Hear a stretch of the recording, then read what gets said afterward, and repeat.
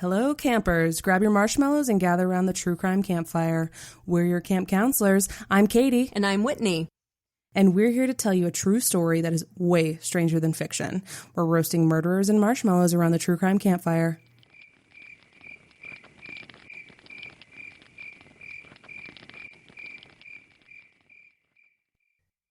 Small towns are interesting places. Everybody acts like they're the real America. Simple, safe places where life moves at a slower pace and everybody can trust everybody else. As true crime shows never tire of telling us, small town folks don't even lock their doors. Crime just doesn't happen there. Except, of course, when it does. And then everybody talks about how the town has lost its innocence and things will never be the same again. Not that some of that doesn't have a basis in truth, but if you grew up in a small town, you know that's not the whole story. See, people are people, no matter where they call home. And in a small town where everybody tends to keep a close eye on everybody else's business, and gossip can ruin a reputation faster than a summer storm can wreck a cookout, people can have an awful lot of incentive to keep their secrets. Well, good and secret. And when something threatens to dredge up an inconvenient truth that they want to keep hidden, people can get desperate. And a desperate person is one of the most dangerous creatures on the earth.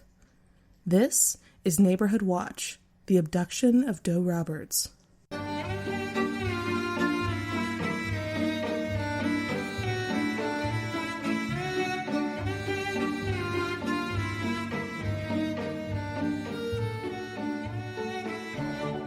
So, campers, we're in Eads, Tennessee, a little bitty town about a half hour outside Memphis. Friday, August 7th, 1992. It was a beautiful, sunshiny summer day when Alan Roberts came home after a long afternoon of sprucing up one of his residential real estate properties to get it ready for sale. He was feeling a little bit perplexed and a little bit annoyed, too. He'd gone out there to meet a potential buyer, and the guy never showed up. As Alan pulled up to his garage, he noticed the garage door was standing open. That was weird. His wife, Doe, never left that door open. He noticed her car in the garage, and then he saw something else kind of odd. Doe's bike was standing in the driveway with the day's mail still in the basket from where she'd ridden up the driveway to get it. Huh. He went in the house and called out for Doe. No answer, and the house had that kind of heavy stillness houses get when they're empty. So he wandered around from room to room looking for her. There was no note, and she wasn't there. But her asthma inhaler was, and when Alan saw it lying there on the kitchen counter, he felt a little jolt of fear. 65-year-old Doe never went anywhere without her inhaler. Ever. Alan was worried that maybe Doe had gone out to do some gardening and collapsed. He went out and searched the property, but still, no Doe. So he went back inside and started calling around to family and friends. Had anybody seen Doe? Heard from her? Person after person said no, they sure hadn't. It was becoming increasingly clear that something was wrong. Doe was missing. He paced around for a minute or so, then turned back around to the phone to call the police. But before he got to the phone, it rang. The voice on the other end of the line was strange, deep, male, with a hard-to-identify foreign accent. It said, "We have your wife." By some miracle, Alan had the presence of mind to hit record on his answering machine, thinking at least he could get this on tape for the police, but then the hairs on the back of his neck stood up. The voice said, "Take that tape out of the recorder and smash it. Now." How the hell did the caller know he was recording? Panicked, Alan did as he was told, took the cassette tape out of the answering machine with shaking hands, dropped it on the floor, and stomped on it until it was ruined. The voice continued. "We want $100,000. Do not call the police. We are watching everything you do. You do everything I say, or we will split her head open." Split her head open. His sweet wife, Doe, as gentle as her name, who'd never hurt anybody in her whole life. Alan felt sick at the thought. Alan told the caller he'd pay the money, he'd do anything to get Doe back safely. There was a click, and then Alan was left holding the phone, listening to a dial tone and realizing that the caller hadn't left any instructions on when, where, or how to pay the ransom. Alan called his nephew, asked, "What do I do?" He said not to involve the police. But the nephew said, look, Uncle Alan, you cannot handle this by yourself. You have to call the police. So Alan called. It didn't take long for local cops to arrive, and only a little longer for agents from the FBI field office in Memphis. As I'm sure you campers know, the FBI often gets involved in abduction cases because there's always a chance that the victim may have been transported across state lines, thereby putting the case into federal jurisdiction. Soon, Alan and Doe's house was swarming with investigators, as well as a few family and friends who showed up for moral support. Alan just seemed to be in shock. He sat on the couch and just kind of stared unless somebody asked him a direct question, and even then he seemed to struggle to come up with an answer. He seemed reluctant to talk about the ransom call. He said he was worried that involving the police and the FBI might be putting Doe in more danger. But he wasn't exactly uncooperative, it just seemed like he was kind of stunned. Alan and Doe Roberts had been married for 43 years by this point. They never had kids, so they had lots of time and energy to spend on each other.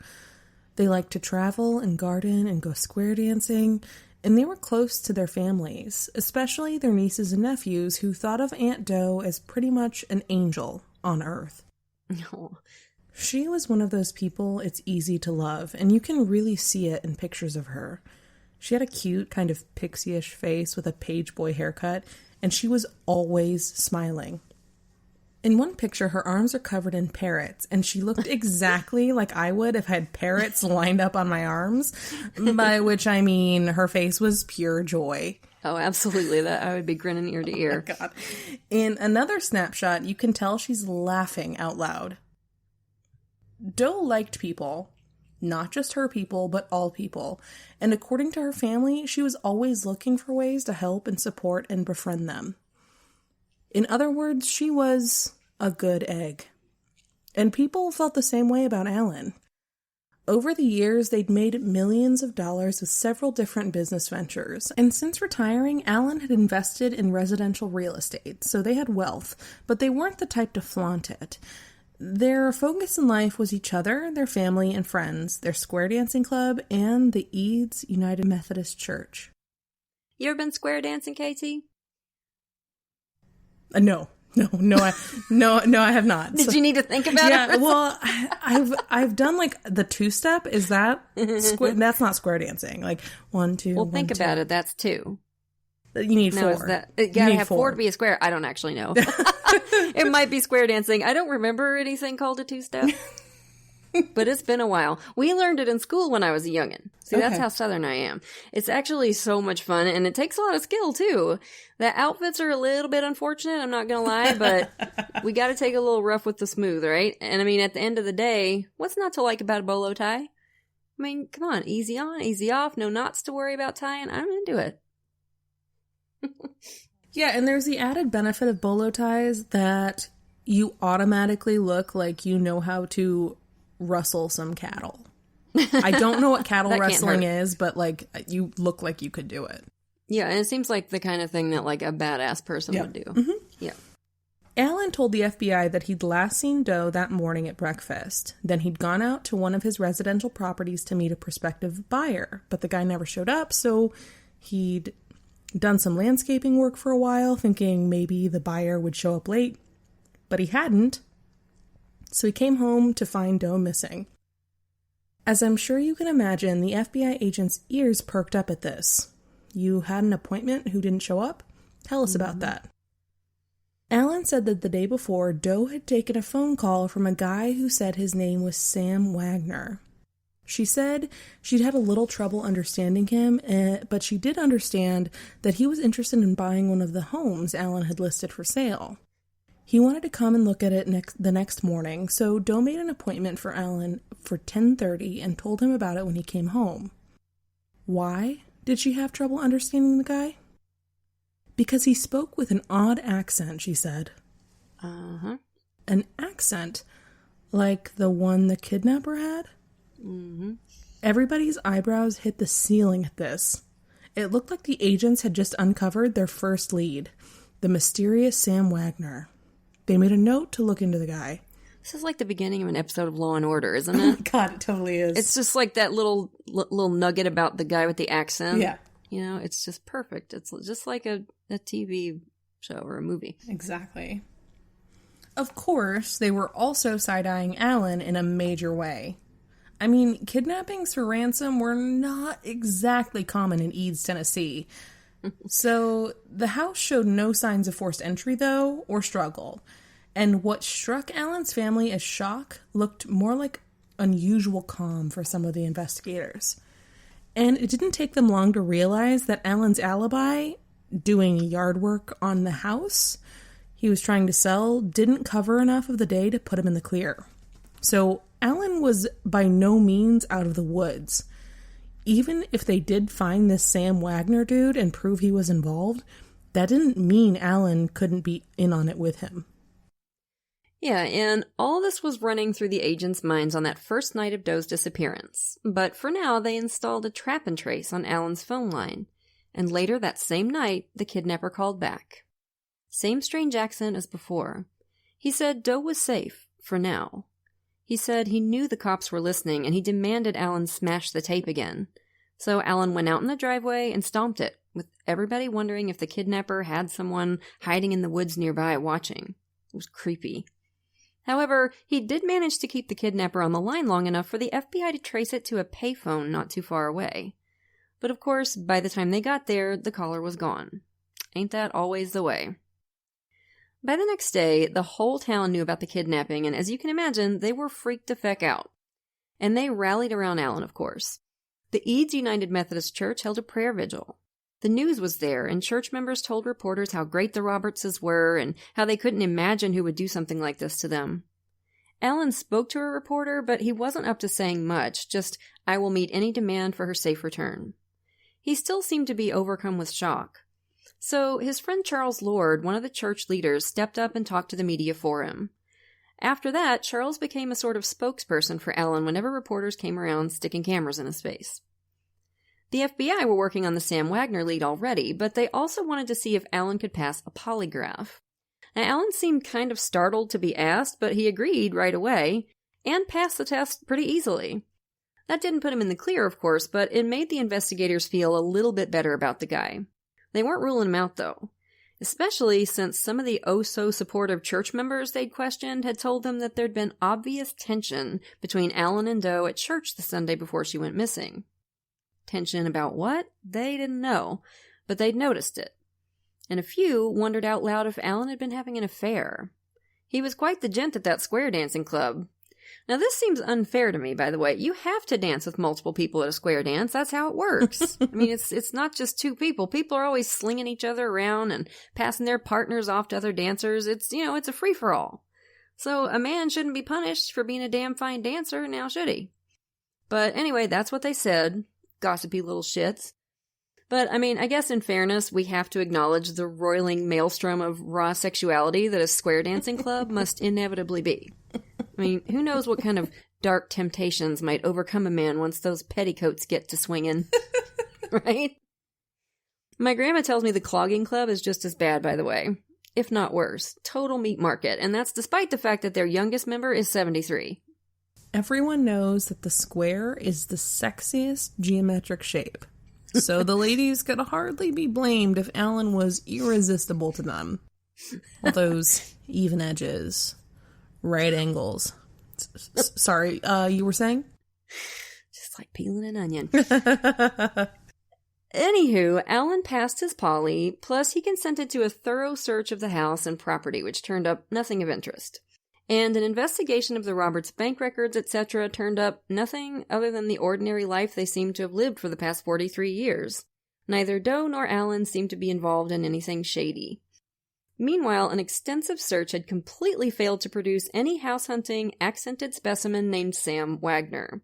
The guy just didn't seem to exist.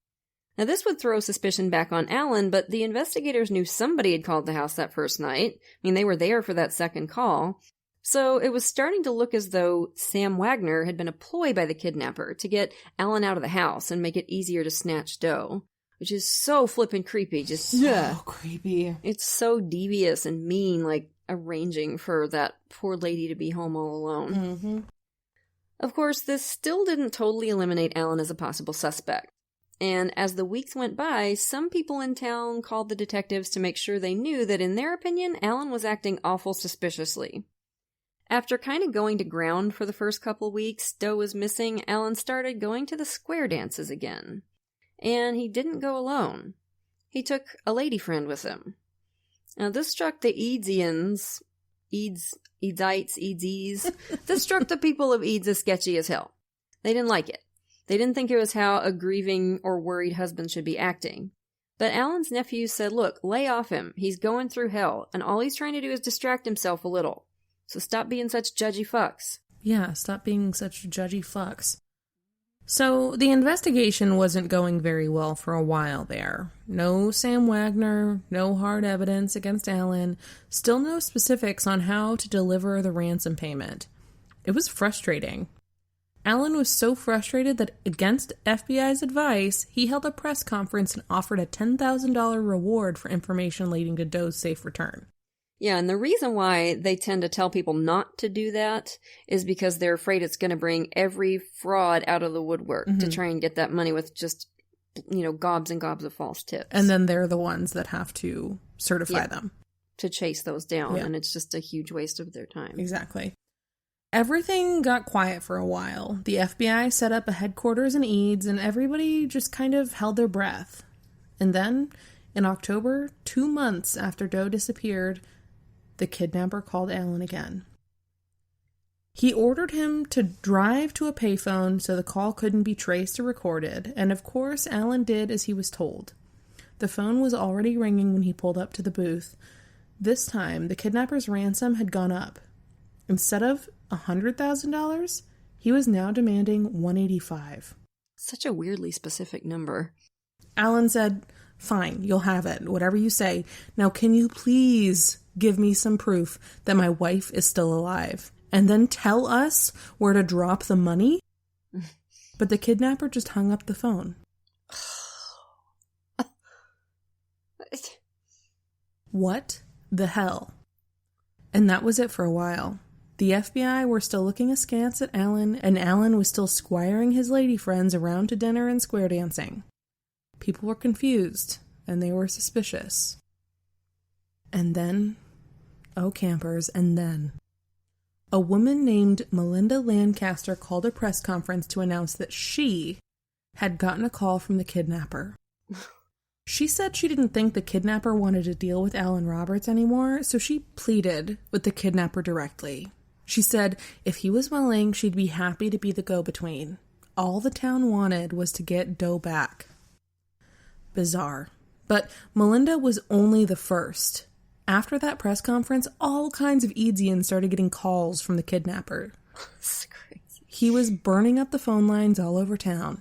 Oh my God. It was always the same voice, with that odd accent. It sounded kind of like a white person doing a racist imitation of an Asian voice. That's exactly what it sounds like to me, yeah. The caller gave different specific details to different people, but the common thread was that Doe was still alive and Alan was involved in her disappearance. He said Alan had wanted out of his marriage to Doe, so he'd hired a kidnapper. And then the bastard had gone and screwed the guy over by refusing to pay him. Oh, can we say Fargo? Y'all seen that movie? Where William H. Macy hires a couple of doofuses to kidnap his wife for ransom, and it just all goes horribly wrong. It's a great movie. Fantastic. And then, during one of the calls, he announced that the ransom price had dropped to $80,000. Now, who saw that one coming? Not me. Any of you campers ever heard of a kidnapper lowering the ransom price? He's like, people say I'm insane to offer savings like this, but I say what matters in this game is volume. You gotta move merchandise. The kind of deal you can only find at Crazy Kidnapper's Coffee Clutch.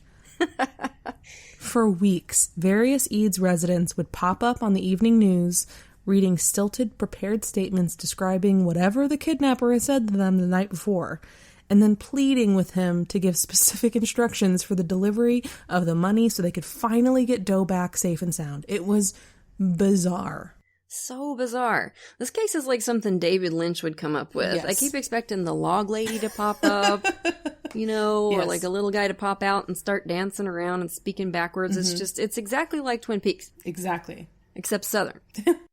So, despite the townspeople's pleas, not to mention Alan's reward offer, the kidnapper never let anybody talk to Doe and never offered any proof she was still alive. And he still never gave any instructions for dropping off the ransom money.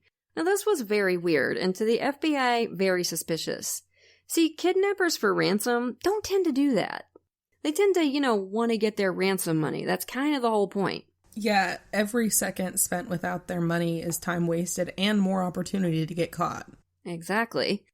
So, of course, the FBI agents were starting to wonder what this guy's motive really was. It didn't seem to be financial, so what was it? Was it personal? And if so, did that point right back to Alan?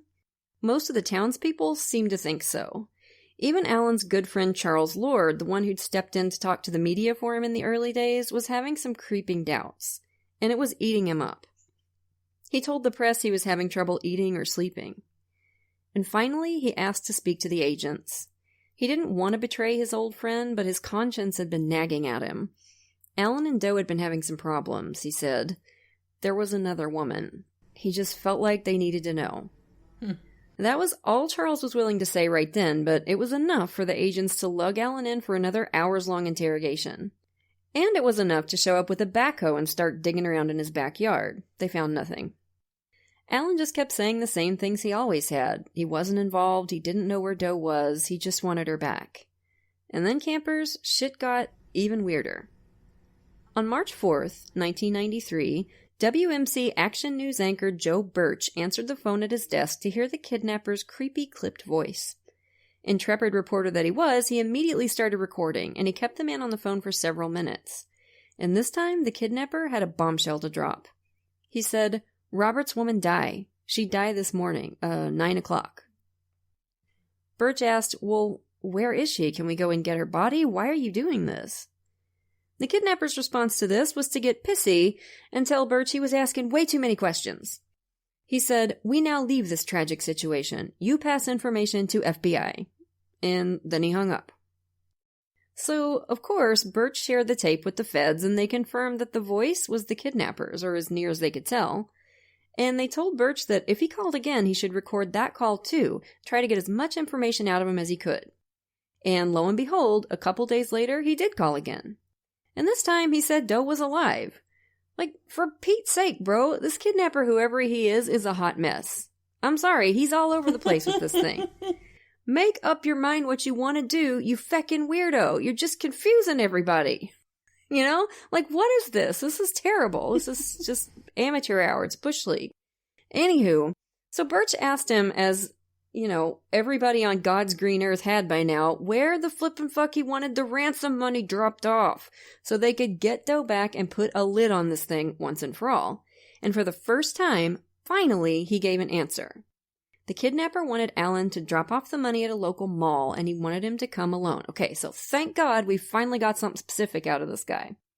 So Alan got the cash together, got in his car, headed over there at the appointed time, and one of his nephews insisted on following in his own car and posted up at a gas station across from the mall just to kind of keep an eye out. And of course the police were there too, recording the parking lot and everything. And Alan waited for hours and hours with the money, and bupkis. Nobody showed to pick it up. Just, this guy.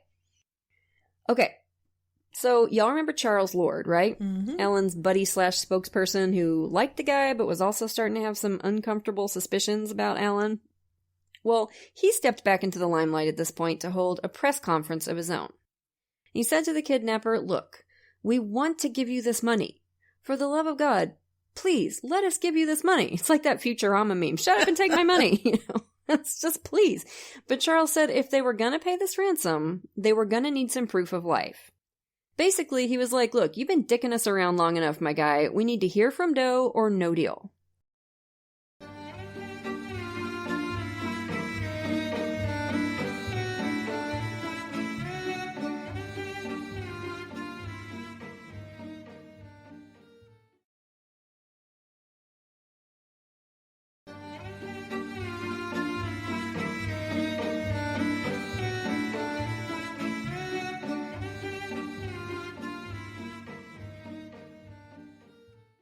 Possibly because he'd put himself in front of the cameras again, Charles soon started getting letters from the kidnapper. Well, that's new. They were straight out of an old movie, too. Like the kind with cut-out letters from magazines spelling out the words.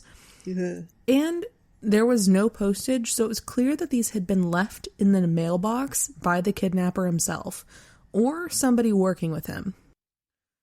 So, to try to catch the guy red-handed, the FBI set up a surveillance camera in a birdhouse across the street from Charles's mailbox. A birdhouse. They waited. Charles did get a couple more letters, but equipment failure prevented any usable footage of whoever dropped them off. The investigation just could not catch a break. Oh my God. By summer of '93, Alan's family were getting thoroughly fed up with the investigators. It had been a year since Doe was ripped away from them. The yellow ribbons people had tied around trees in hopes of bringing her home were starting to fade. Oh, that's so sad. And a couple of Alan's nephews were feeling restless. They felt like they had a good idea of who had taken their sweet Aunt Doe, and they had a feeling the investigators were thinking the same thing, even if they couldn't say so. This, by the way, is really common in missing persons and homicide investigations. Detectives really can't share all of their information with the victim's family members because it could seriously compromise the investigation. Because you just don't know who's involved. Exactly. You know, and you don't know who might say something to somebody and then you've tipped them off. So they really can't do it as much as they might like to keep, the family in the loop. Right. So anytime you're like watching a press conference and you're like, why aren't they telling us anything? They cannot. They can't. They can't. Because they might ruin the whole thing. They're not sitting on their hands. They are working hard to solve the case, I promise. Hopefully. Yeah. Fingers crossed. It doesn't necessarily mean they're sitting on their hands. Sometimes they probably are. Yeah. It can give the impression that nothing is happening, even when that impression is wrong, as it was in this case, as it turned out. The Knox brothers and the investigators were onto the same suspect. Anyway, the nephews, William Paul and Larry Knox, got together and came up with a plan. And I gotta say, any plan launched by a pair of dudes who call themselves the Knox brothers sounds like a winner to me.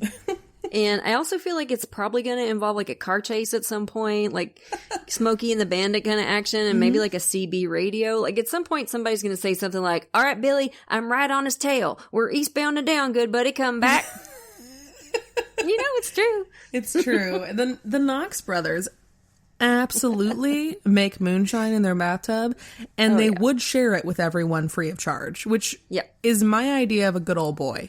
Absolutely. You might go blind drinking it, but you'll have a good time.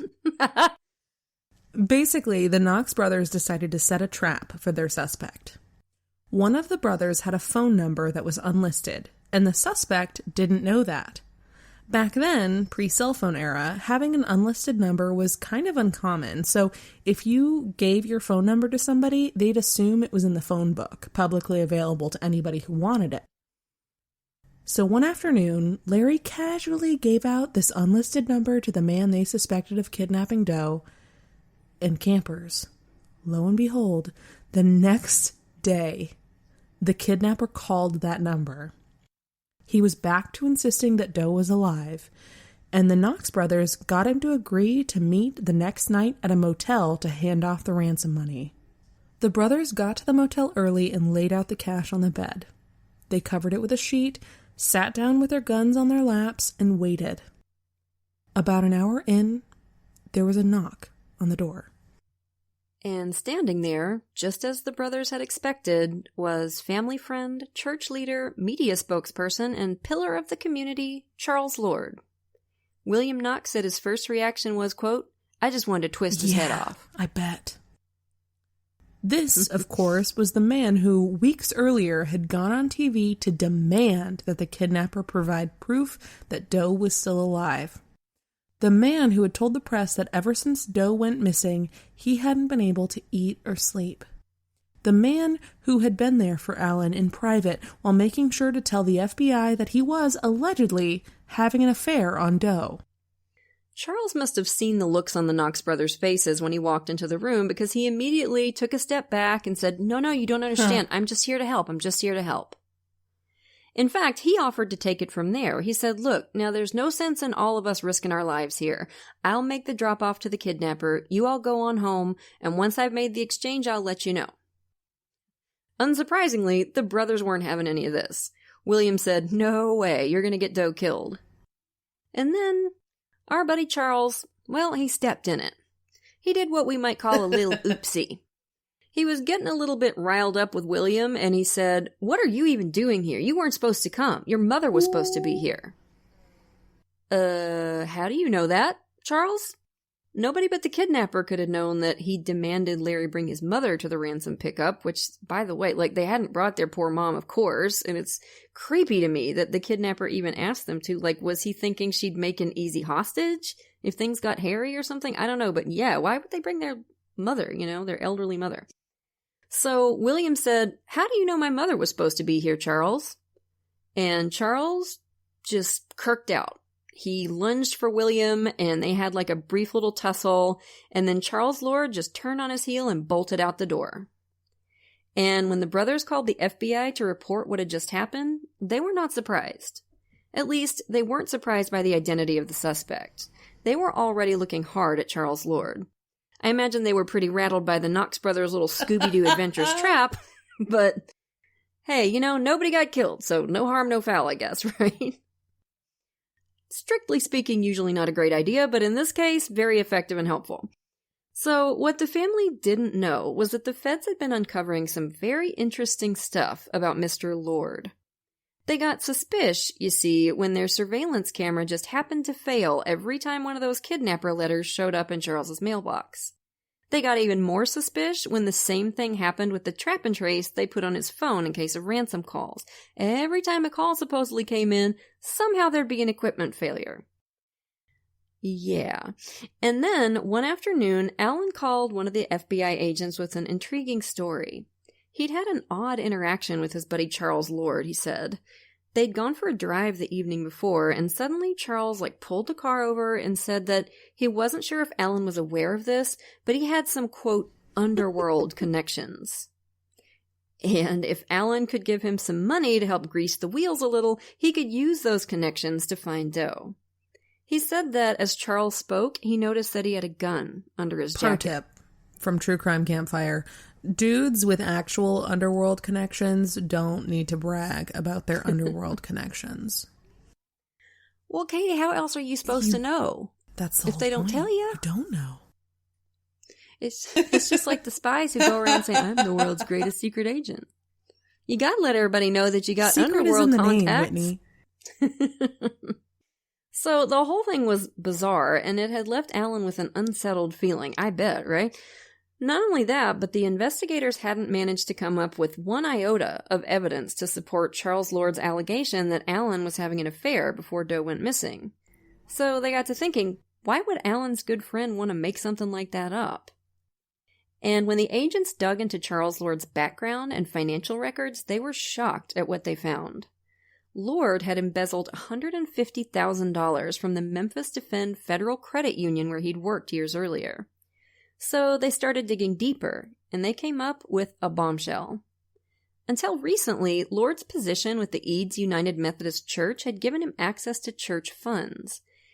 And when they had a forensic accountant take a look at the church's books, they discovered that Lord had stolen over $77,000 from the church. And this is a small-town church, so that's a lot of money to embezzle. And campers, guess who the church's new bookkeeper was? The only person who could have figured it out about this outrageous embezzlement. Yep, you guessed it. Doe Roberts. It was time to haul in Mr. Lord for an interview. And when the investigators laid out all the evidence they'd amassed against him and he realized he was facing the death penalty, Charles cracked. In exchange for the DA taking the death penalty off the table, he sat down with the investigators and laid out the whole horrible story. Actually, scratch that. He laid out 3 different stories over the course of 3 interviews. His first story was this. He'd called Doe the morning before her disappearance, posing as Sam Wagner, to make sure Alan would be out of the house the next day and Doe would be home alone. After Alan left the house, Lord said he drove up to the Roberts house and met Doe as she was riding her bike back from the mailbox. Something about that really hurts my heart, thinking of her on her little bike. I know. Just, oh, Lord. He said he pulled up beside her and said, Doe, Alan's been in a bad accident. You need to come with me. But before she could get into his truck, Doe collapsed. He thought it was probably a heart attack from the shock of the news about Alan. He said when he realized she wasn't breathing, he panicked. He picked up her body, loaded it into the bed of his truck, drove to a nearby river, and tossed her over a bridge. When a thorough search failed to turn up any evidence of a body in the river, the investigators confronted Charles again and asked him to take a polygraph exam. At that, Charles admitted, okay, I maybe didn't tell you the entire truth. Oh my God, I'm so sick of this guy. Enter story number 2. In story 2, he and Doe had been having an affair, and on the morning... Yep. On the morning Doe went missing, he got Alan out of the house so they could talk about their relationship. He said they had sex, and then they started talking about Charles's money troubles. And when Charles asked Doe for a loan, he said she got furious with him and they started arguing. Doe said, "Is that the only reason you're interested in me, for my money?" Lord said at that point he kind of went fuzzy. He couldn't remember exactly how it happened, but he thought he'd smothered her with a pillow in a rage. And again, once he realized she wasn't breathing, he panicked. "I didn't put her in a river," he said. "I buried her on my property." So the investigators went out there to search, and behind a compost pile in his backyard, they found the body of Doe Roberts in a shallow grave. He said he'd already had the grave dug, not because he premeditated the murder, of course, but because he'd been digging a new compost pit. Oh, sure. He said he covered her body in lime to speed up the decomposition. Then he'd poured in some concrete on top of her and covered the spot with dry leaves. Later that night, he made the first ransom call to Alan Roberts. An autopsy would later show that Doe had most likely still been alive when he buried her. She had dirt in her throat and lungs. Oh, it's so awful. So again, investigators went back to Charles and confronted him. "Look, dude, the autopsy is going to tell us what happened, and we don't think you've told us the truth yet. If you want this plea deal, you're going to tell the truth and you're going to pass a polygraph. Now. Otherwise, you can take your chances at trial." Charles finally seemed to get it. And enter story number 3. He admitted he'd lied about some stuff in the previous 2 interviews, but he said now he was ready to tell the whole truth. And campers, it is an ugly truth. So content warning on this next part for some graphic stuff and a brief mention of sexual assault. If you fast forward about a minute and a half or so, that should be enough to get you past it. Lord said he'd lied about having an affair with Doe. He just needed money, and because he's about as bright as a dead firefly's ass, he decided that kidnapping Doe Roberts was the best way to get it. I'm sure it didn't hurt that in addition to being wealthy, Doe also just happened to be the one person on earth who could jam him up for embezzling money from the church. He said he planned the kidnapping for months, and he admitted he'd dug the grave ahead of time. Oh, you mean you didn't have a conveniently timed need for a compost pit, Charles? Say it ain't so. There are very few legitimate reasons to have a grave-sized hole dug, and most of them are lies to cover up, like, real grave digging. He said he didn't necessarily plan on killing her, but he knew it was a possibility, and he wanted to be prepared. I guess he was a Boy Scout that way. I think he's full of shit on this. I mean, Doe knew him. How did he think he was going to kidnap her and get away with it unless he killed her? So, in my opinion, murder was always part of his plan. Mm-hmm.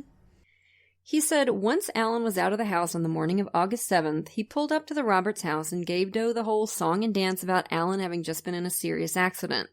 So Doe got into his truck, thinking Charles was going to take her to the hospital to see Alan.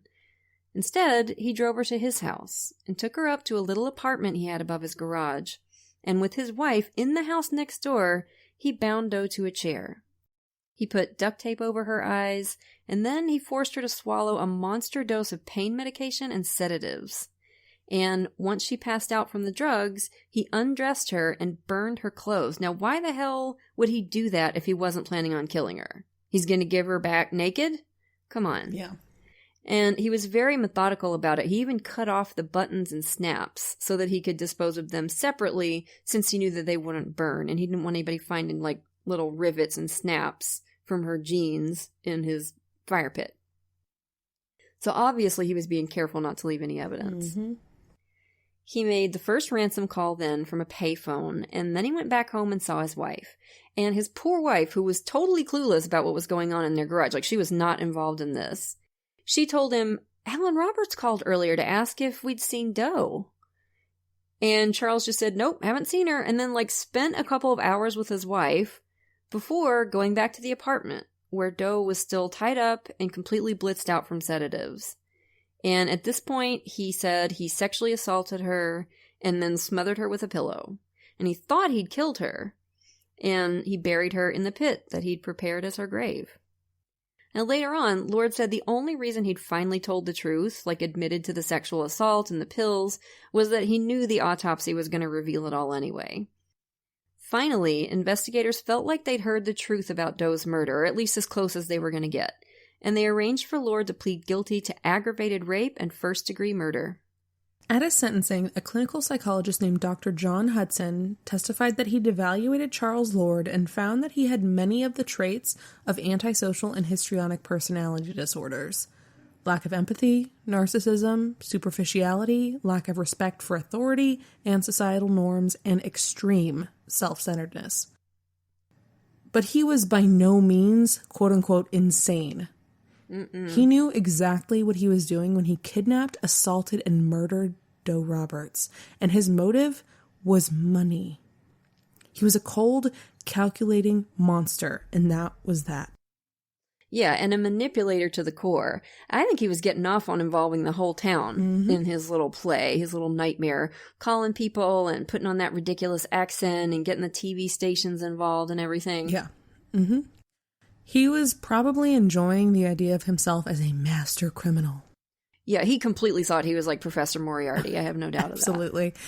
Putting one over on all the saps who thought he was a great guy, while, of course, trying desperately to figure out how to actually get a hold of the ransom money.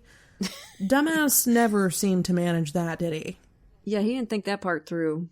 Anyway, Charles Lord was sentenced to life in prison, and he was there until 2016, at which time he left in a body bag. It's a hell of a thing when a pillar of the community falls from grace, especially when they fall this hard. We see it a lot, and yet somehow it seems to always surprise us. Maybe that should tell us something about putting people up on a pedestal and convincing ourselves that there are places where crime doesn't happen. Yeah, and that just because somebody puts on a good face, church leader or deacon or community leader or whatever, that means they're truly virtuous. We're so good at judging books by their covers, aren't we? You know, the pastor must be a great guy, but that girl with the tattoos and piercings and short skirts, well, she must be up to something shady. Mm-hmm. If those are your standards for evaluating whether somebody is up to no good, you need different standards. Because as we've seen time and time again, evil can come in all kinds of different packaging. And so can goodness and kindness and generosity and love. This is such a wild story, and of course at its center is a woman who was the opposite of her killer. Doe Roberts was a lovely person, and so was her husband Alan, by the way. Mm-hmm. And one of the casualties of this case was Alan's reputation in his community. And after Charles Lord was outed as the villain in this case, Alan got up behind the pulpit at the Eads United Methodist Church one Sunday, and he let the congregation have it. He said they'd broken his heart by not supporting him, by gossiping about his poor little square dance nights where all he was doing was trying to get a little human contact so he didn't go mad, and by spreading all kinds of nonsense rumors about him having an affair or not seeming like he was grieving enough for his missing wife. He said he wanted them to strike his name off the church membership rolls immediately. And then he walked out and he never went back. And I say good for him. I'd have done the same damn thing. Absolutely.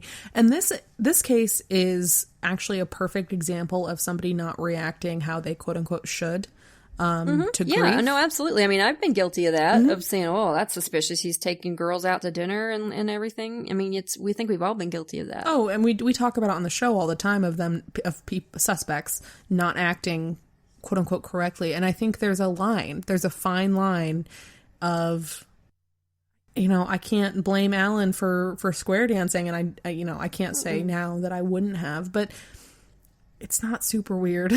He just wanted to go out and have a conversation with somebody, not about his missing wife. And the people who were close to him knew how badly he was hurting. Of course. And knew that this was the way that he was trying to save his own life. That was the one thing that kind of made him feel human. Mm-hmm. But then when he was in his alone hours, he was absolutely miserable because the love of his life was missing. Yep. And honestly, if you look at this case as from an investigator's standpoint, to me it would be awfully strange if Alan were guilty for him to be drawing it out like this. Exactly. For a year and calling TV stations or even allowing an accomplice to do such a thing if he had any control over the accomplice anyway. That just doesn't strike me as a spouse killing type of a thing. Mm-hmm. So if they'd really been thinking about it, that might have occurred to them that why would Alan, if he were guilty, surely he would want to sweep this shit under the rug as quickly as possible and move on.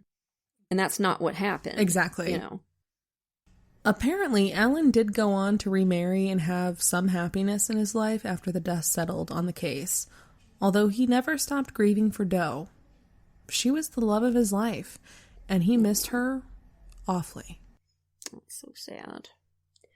So that was a wild one, right, campers? We'll have another one for you next week. But for now, lock your doors, light your lights, and stay safe until we get together again around the True Crime Campfire. And we want to send a shout out to a few of our newest patrons. Thank you so much to Rose and Jody, Courtney, Sophie, and Amber. We appreciate you all to the moon and back. And if you're not yet a patron, you're missing out. Patrons of our show get every episode ad-free, at least a day early, sometimes more, plus an extra episode a month. And once you hit the $5 and up categories, you get even more cool stuff. A free sticker at $5, a rad enamel pin while supplies last at $10, virtual events with Katie and me, and we're always looking for new stuff to do for you. So if you can, come join us. You can follow us on Twitter at TC Campfire, Instagram at True Crime Campfire, and be sure to like our Facebook page. If you want to support the show and get access to extras, please consider becoming a patron at patreon.com/truecrimecampfire.